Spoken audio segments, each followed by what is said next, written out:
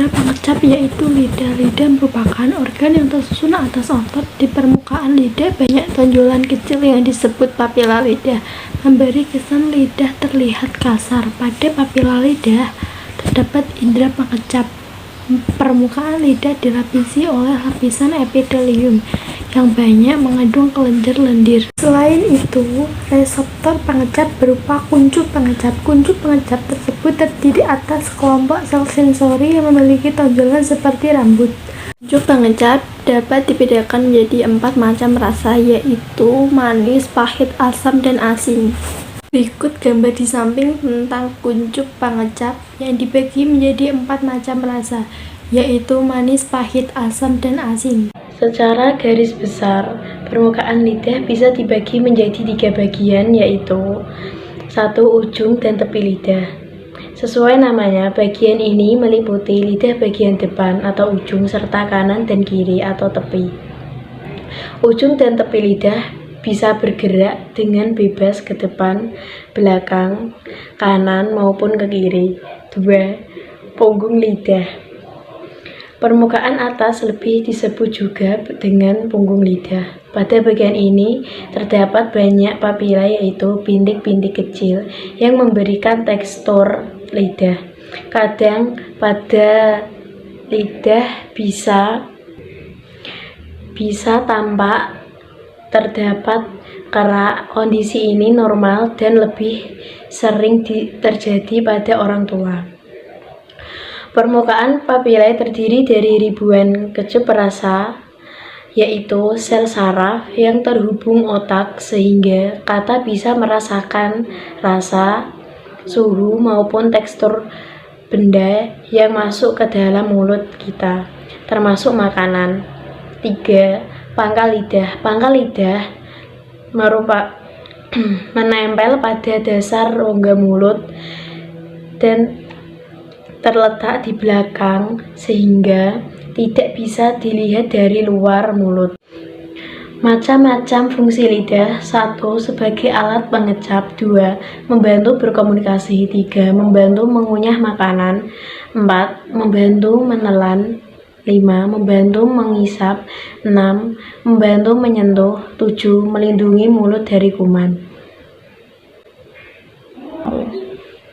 Mekanisme kerja lidah.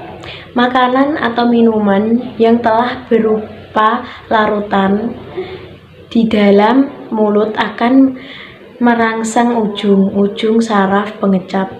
Setelah itu, rangsangan tersebut diteruskan ke pusat saraf pengecap di otot, lalu otak menanggapi rangsang tersebut sehingga manusia dapat merasakan rasa makanan atau minuman tersebut.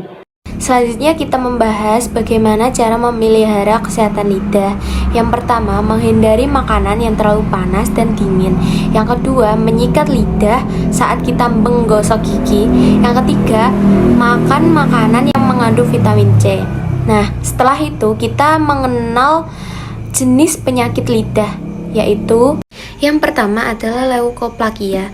Leukoplakia merupakan bercak putih yang timbul di lidah, gusi, dan dinding pipi. Penyakit ini berkaitan dengan kebiasaan merokok, mengunyah tembakau, beserta mengonsumsi alkohol secara berlebihan. Yang kedua adalah kanker mulut.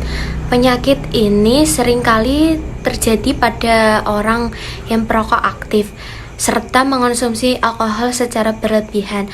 Hati-hati dan waspadailah benjolan yang terdapat di mulut dan segera periksakan ke dokter. Yang ketiga adalah sindrom lidah garing. Lidah terasa tersiram air panas merupakan hal yang umumnya terjadi. Biasanya hal ini dialami oleh wanita menopause. Sindrom lidah garing ini umumnya tidaklah berbahaya karena hal ini disebabkan oleh masalah saraf ringan. Yang keempat adalah lidah hitam dan berbulu.